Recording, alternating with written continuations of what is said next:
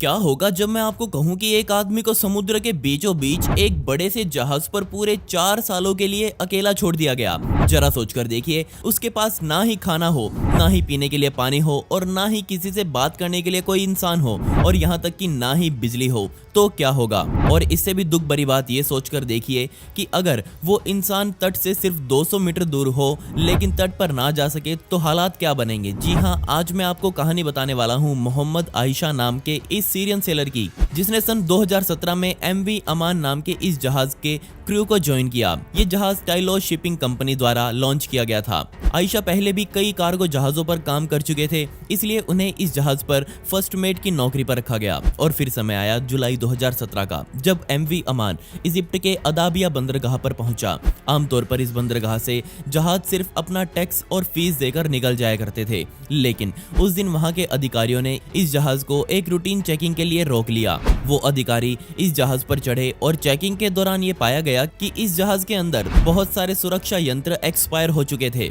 इससे जहाज के अलावा जहाज में मौजूद क्रू की भी जान का खतरा था। और हालात तब ज्यादा बिगड़ गए जब अधिकारियों को ये पता चला कि इस जहाज का क्लासिफिकेशन सर्टिफिकेट भी एक्सपायर हो चुका था, जिसका मतलब ये था कि इस जहाज को हाल ही में किसी भी सेफ्टी कंपनी द्वारा चेक नहीं किया गया है। और इसके बिहाफ पर इजिप्ट के अधिकारियों ने टाइलो शिपिंग कंपनी के अधिकारियों को अपराधी माना। उन्होंने कहा कि इस कंपनी ने अपने जहाज के साथ साथ इस पर काम करने वाले लोगों की जान के साथ भी खिलवाड़ किया है। इसी वजह से ये सब दिक्कतें देखते हुए अधिकारियों ने इस जहाज को आगे जाने से रोक दिया और कहा कि जब तक उसकी ये सभी दिक्कतें टाइलोस कंपनी ठीक नहीं कर देती तब तक इस जहाज को वो आगे नहीं जाने देंगे। बेशक टाइलोस कंपनी इन सभी दिक्कतों को आसानी से ठीक कर सकती थी, लेकिन बदकिस्मती से उस समय कंपनी के पास खुद ही पैसा नहीं था, क्योंकि वो पिछले 6 महीने से बहुत घाटे में चल रहे थे। इसलिए उन्होंने इजिप्ट के अधिकारियों को ये रिक्वेस्ट की कि बस अब की बार उन्हें वो छोड़ दें, अगली बार से वो ये गलती नहीं करेंगे। लेकिन इजिप्ट के अधिकारी नहीं माने और उन्होंने जहाज को आगे भेजने से मना कर दिया। और अब यहीं से ये जहाज आने वाले बहुत लंबे समय के लिए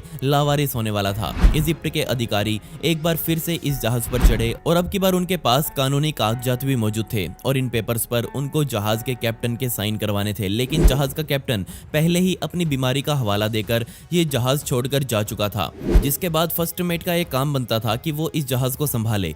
और वहां पर फर्स्ट मेट के रूप में मोहम्मद आयशा जहाज पर मौजूद थे और अधिकारियों ने पेपर सीधा जाकर मोहम्मद आयशा को दिए। लेकिन यहाँ पर मोहम्मद आयशा ने एक बहुत बड़ी बेवकूफ़ी कर डाली। उसे लगा कि जो पेपर्स अभी आए हैं ये उसके जहाज को यहाँ से निकलवाने के लिए होंगे और उसने बिना पढ़े ही उन पेपर्स पर साइन कर डाले। या फिर उसे ये उम्मीद होगी कि जहाज को तो नहीं, कम से कम वो इसके क्रू मेंबर्स को तो घर जाने देंगे। लेकिन ये गलती अब उसके लिए बहुत महंगी पड़ने वाली थी। असल में उसने जो पेपर साइन किए थे उसके हिसाब से अब मोहम्मद आयशा ही इस जहाज का कानूनी कस्टोडियन बन चुका था। मतलब अगर आसान भाषा में मैं कहूँ तो अब मोहम्मद आयशा ही इस जहाज का मालिक था। टाइलो शिपिंग कंपनी भी अब इस जहाज को लेकर कुछ नहीं कर सकती थी। उन्होंने तो ये बोल दिया कि हम पहले ही घाटे में हैं और अब हमारा इस जहाज से कोई लेना देना नहीं है। और यहीं से हालात बिगड़ने शुरू हुए। जब मोहम्मद ने टाइलोस शिपिंग कंपनी से बात की तो उन्होंने कहा कि ये जहाज अब तुम्हारा है और अब हम तुमको ईंधन के लिए भी पैसा नहीं भेज पाएंगे, जिसका मतलब ये था कि अब मोहम्मद आयशा को मजबूरन जहाज के सभी इंजन को भी बंद करना पड़ा। जहाज के इंजन बंद होते ही जहाज की सारी लाइट्स बंद हो गई। गर्मी के मौसम में उन्हें ना ही पानी मिल पा रहा था और ना ही वो एयर कंडीशनर्स ऑन कर सकते थे। अब यहाँ पर सबसे बुरा झटका आयशा को तब लगा जब उसे पता लगा कि उसे छोड़कर बाकी के सभी क्रू मेंबर्स को इस जहाज से सीधा अपने घर जाने की इजाजत मिल गई है। और बाकी सभी लोगों को घर भेजकर इजिप्ट के अधिकारियों ने एमवी अमान को अपने बंदरगाह से 5 मील दूर समुद्र के बीचों बीच ला खड़ा किया और उसके दोनों एंकर्स भी समुद्र में ही डलवा दिए। और अब जहाज पर अकेला मोहम्मद आयशा मौजूद था और ये जहाज उस समुद्र में कुछ ऐसे दिख रहा था। जरा सोचकर देखिए, ऐसा कुछ आपके साथ हो तो आप क्या करेंगे। जाते जाते मोहम्मद को इजिप्ट के अधिकारी ये चेतावनी भी दे गए कि वो किसी भी हाल में ये जहाज छोड़कर नहीं जाएगा।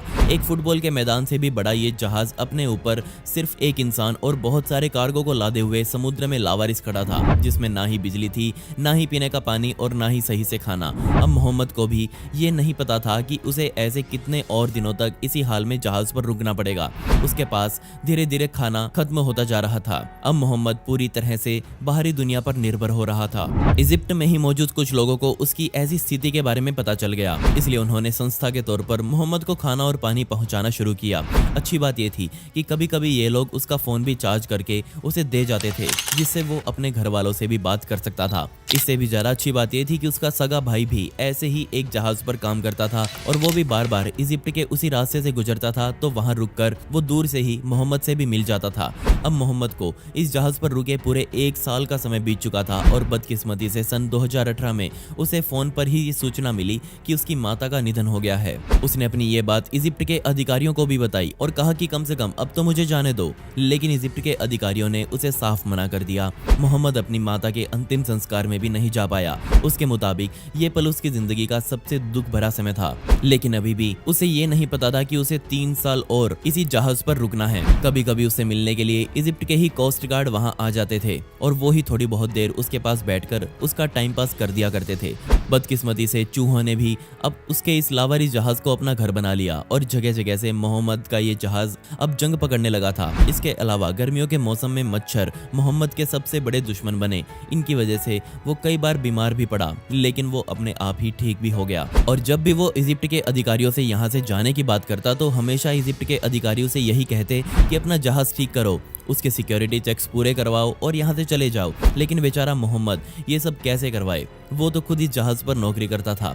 वहीं टाइलोस शिपिंग कंपनी ने भी इजिप्ट की सरकार से कई बार उनके जहाज को छोड़ने की अपील करी, लेकिन वो सभी खारिज होती गई और कहा जाता था कि जब तक मोहम्मद खुद इस जहाज को ठीक नहीं करवाता तब तक ना ही ये जहाज और ना ही मोहम्मद कहीं जाएगा, क्योंकि उसने इस जहाज की पूरी जिम्मेदारी ले रखी है। टाइलोस ने एक बार फिर से यहाँ हार मान ली और मोहम्मद फिर से यहीं फंस गया और दिन बीतते गए, दिन साल में बदलते गए और मार्च 2020 आ गया। लगभग 3 सालों के बाद मोहम्मद उसी लावारिस जहाज पर अकेले अपनी जिंदगी काट रहा था और वो हर दिन सोकर उठता तो उसे ये उम्मीद होती कि आज उसके साथ कुछ अच्छा होगा और उसे अच्छी खबर आएगी कि वो घर जा रहा है। लेकिन घर जाने जैसी अच्छी खबर तो नहीं आई, पर मार्च 2020 उसके लिए थोड़ा बहुत अच्छा रहा, क्योंकि एक बहुत भयंकर समुद्री तूफान वहां आया जिसने जहाज के दोनों एंकर्स को वहां से खिसका डाला। एंकर्स उठते ही जहाज फिर से अपने आप चलने लगा और धीरे धीरे वो अपने आप ही किनारे की ओर बढ़ता गया। किस्मत से एमवी अमान बिल्कुल सही दिशा में जा रहा था और जल्दी ही वो तट के पास जाकर रुक गया। जी हाँ, आप शायद विश्वास न करें, पर एमवी अमान अब इजिप्ट के तट से सिर्फ 200 मीटर दूर था। जहाज के ऊपर खड़े होकर मोहम्मद बीच का नजारा भी ले सकते थे। मेरे ख्याल से अब बजाय समुद्र के 5 मील अंदर रहने से ये ज्यादा अच्छा तरीका था। यहीं से मोहम्मद की पूरी रूटीन बदल गई। वो अपने जहाज से उतरता और तैरकर बीच पर चला जाता और वहां पर आए हुए लोगों से अपना फोन चार्ज करवाता, उनसे थोड़ा बहुत खाना पीना लेता और वापस अपने जहाज पर चढ़ जाता। वो ये काम हर 2-2 3-3 दिन में करने लगा। लेकिन जल्दी ही वहां खड़े कोस्ट गार्ड्स को ये पता लग गया कि मोहम्मद बार बार ऐसा करता है, इसलिए उन्होंने उसे सख्त मना कर दिया कि वो किसी भी हाल में इस जहाज को अकेला नहीं छोड़ सकता। अब जैसे जैसे लोग उस बीच पर वहां घूमने आते वैसे वैसे और ज्यादा लोगों को मोहम्मद की कहानी के बारे में पता चलता गया, जिस वजह से उसकी ये खबर ना सिर्फ इजिप्ट में बल्कि पूरी दुनिया में आग की तरह फैली। पूरी दुनिया से ही मोहम्मद के लिए आवाजें उठी और इजिप्ट सरकार को बहुत बुरा भला लोग कहने लगे। दुनिया भर से ह्यूमन राइट्स के लोग यहाँ सामने आए और तुरंत प्रभाव से मोहम्मद को आजाद करने के लिए कहा। और फिर लगभग 3 सालों के बाद इस जहाज का मालिकाना हक ITWF यानी कि इंटरनेशनल ट्रांसपोर्ट वर्कर्स फेडरेशन को सौंपा गया और जैसे ही इसका मालिकाना हक इस संगठन को मिला तो भी उसे वहां से जाने की इजाजत नहीं दी गई। जी हाँ, आपने सही सुना, नवंबर 2020 में ही मोहम्मद आयशा का मालिकाना हक इस जहाज से खत्म हो गया था। लेकिन फिर भी इजिप्ट की सरकार ने मोहम्मद को छोड़ने में पूरे 5 महीनों का समय लगा दिया और फाइनली अप्रैल 2021 यानी कि पिछले महीने ही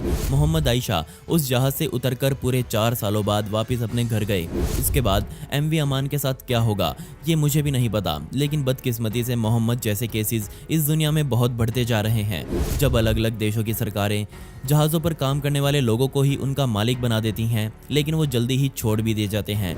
आज तक के इतिहास में कोई भी केस मोहम्मद के जितना भयानक नहीं था। इस पूरी दुनिया में आज भी दर्जनों ऐसे जहाज हैं जो इस तरह से लावारिस छोड़ दिए गए। उन्हें या तो उनके कैप्टन द्वारा या फिर उनके मालिकों द्वारा ही समुद्र के बीच लावारिस छोड़ दिया जाता है। और ऐसा ही एक जहाज है MT IBA, जिसके साथ फरवरी 2021 में कुछ ऐसा ही हुआ था। लेकिन यहाँ पर किसी सरकार द्वारा उन्हें नहीं रोका गया था, बल्कि उस जहाज पर काम करने वाले लोग ही उस जहाज से उतरने को तैयार नहीं थे, क्योंकि पूरे 34 महीनों से MT IBA के मालिक उन्हें उनकी तनख्वाह नहीं दे रहे थे। इसी से नाराज होकर उन्होंने उसी जहाज पर धरना दे दिया। इसके बाद इसकी मालिकाना कंपनी एल्को शिपिंग्स ने बहुत मुश्किल से इनके साथ समझौता करने की कोशिश करी। इस जहाज पर मौजूद सभी लोगों की बस यही डिमांड थी कि उन्हें उनका पैसा मिल जाए और जब तक उन्हें उनका पैसा नहीं मिलता वो यहाँ से नहीं जाएंगे। शुरुआत में तो $1.5 लाख एल्को शिपिंग द्वारा सभी क्रू मेंबर्स को देने का ऑफर दिया गया। अब तक क्रू मेंबर्स को भी यहाँ बैठे 1 साल से ज्यादा का समय बीत चुका था और इतने समय तक बैठने के बाद भी उन्हें अपने 34 महीनों की आधी सैलरी ही मिल रही थी, जिस वजह से सभी मेंबर्स ने ये ऑफर ठुकरा दिया। ये सभी लोग भी इस जहाज पर बिना खाना पानी और बिना बिजली के ही धरना दिए हुए थे। आसपास की ही संस्थाएं इनके लिए खाना पानी और जरूरतमंद चीजें पहुंचाती। आप शायद ना माने, पर 43 महीनों तक धरना देने के बाद उन सभी क्रू मेंबर्स को 70% सैलरीज दी गई और तब जाकर उन्होंने वो जहाज अपने कब्जे से छोड़ा। दोस्तों, आपको ये वीडियो कैसी लगी मुझे नीचे कमेंट सेक्शन में जरूर बताएगा और ऐसी इंटरेस्टिंग वीडियोस देखने के लिए मिस्टीरियस दुनिया को भी सब्सक्राइब कर लें। मिलते हैं अगली वीडियो में। ये वीडियो देखने के लिए धन्यवाद। पिछली वीडियो का शाउट आउट सचिन मेहरा को and comment pick me to get a shout out in next video.